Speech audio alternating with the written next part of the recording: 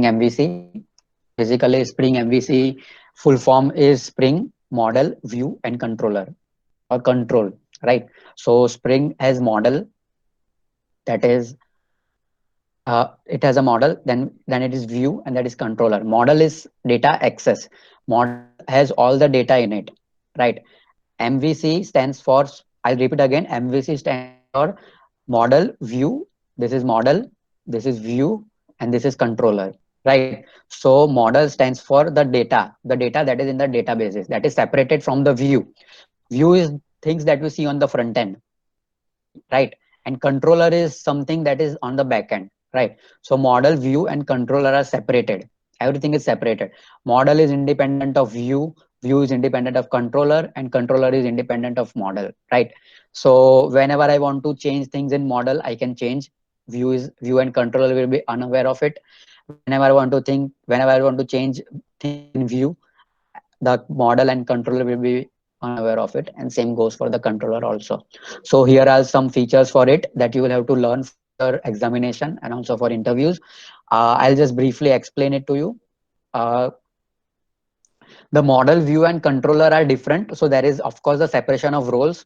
So model will do its role, view will do its role, and control will do its role. In model, all the data will be there. In view, I will define that I want a .jsp view, so it will only accept .jsp files. If I write only React files, if I write only .py files, then view will only accept Python files, right? For front end. And in controller, it will be on its own independently.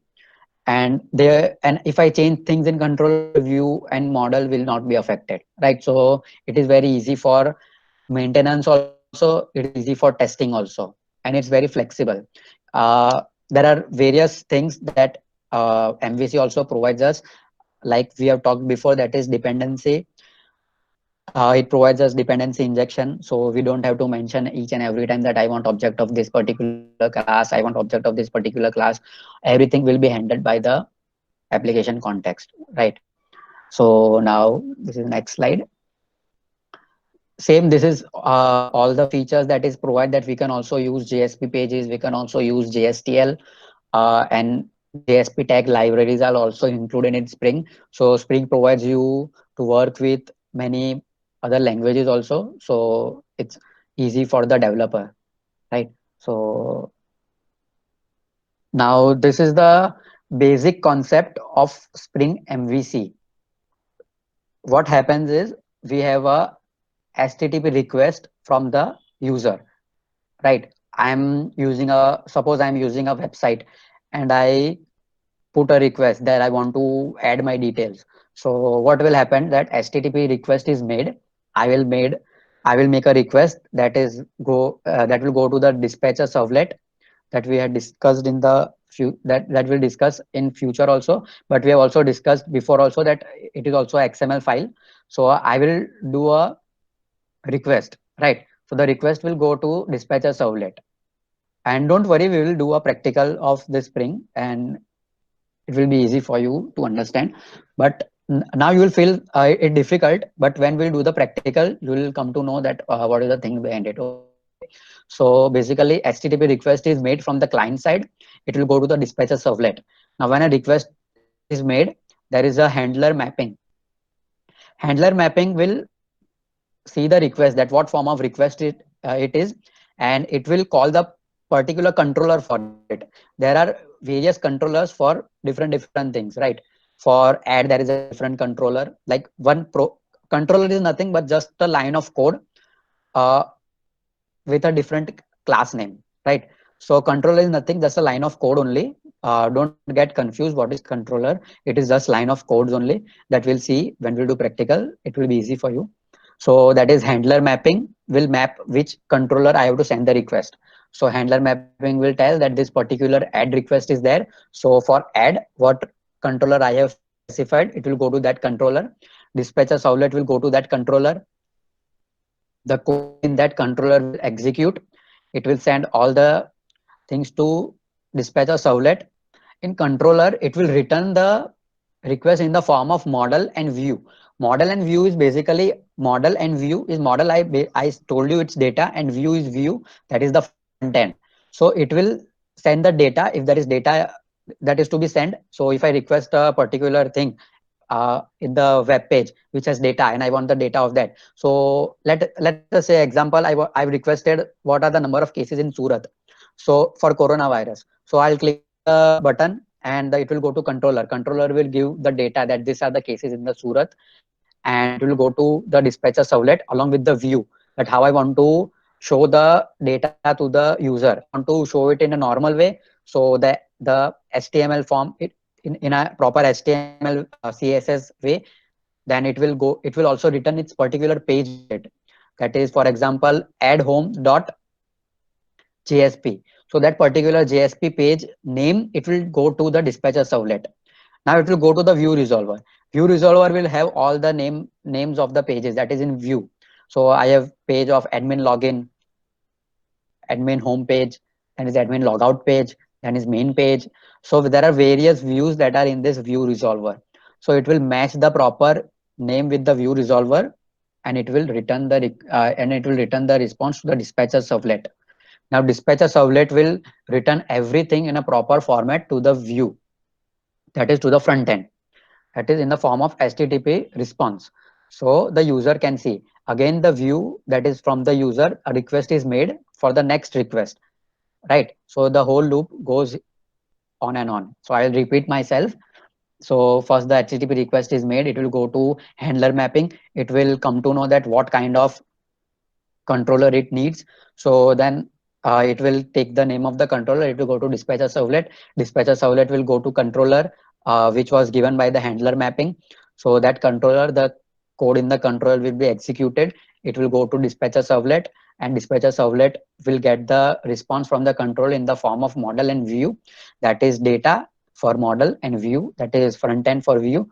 And view resolver will again go to dispatcher servlet to return the view, that is the JSP page, and it will be viewed to the user. Okay. So now I'll go deep into it. This was the basic uh, flow of the MVC thing. Now I'll go deep into it. The client makes a request to go to web XML. Same over here. That is this dispatcher servlet. It will be act. It will act. It request will go to the dispatcher servlet, and now it will take the controller from it. So which controller I have for this particular request, right? This is dispatcher servlet.xml. Everything we will mention in this dispatcher servlet.xml file. So we don't have to repeat ourselves, and the Spring will take care of itself. Whenever we make a particular request, it will go to this particular dispatch servlet, and it will call the particular controller, that is login controller, logout controller, add form, view data, what sort of controller it will return, it will go to that particular controller. For this, all controllers, login, logout, add form, view data, you will say that I'll have to create so many controllers. So I have to mention all the dispatcher, all the controllers in the dispatcher servlet, but no, we'll only have to mention one controller in the dispatcher servlet that will handle all of this controller. That is, we'll use multi-action controller, right? I will only mention one controller in my dispatcher servlet, that is main controller, that is main controller. And this all login, logout, add form are only code, but I'll not mention it in the dispatcher servlet, right? So I'll only mention one controller in the dispatcher servlet, and it will handle all the controllers from this, that is login, logout, add form. I'll only mention one controller. I'll not mention each and every controller from it. I'll only extend my controller class with multi-action controller, uh, which is a class that Spring provides, that is multi-action controller. That is, from one controller, you can do multiple actions like login, logout, add form, view data. So I'll only have to create one controller in the servlet.xml file, right?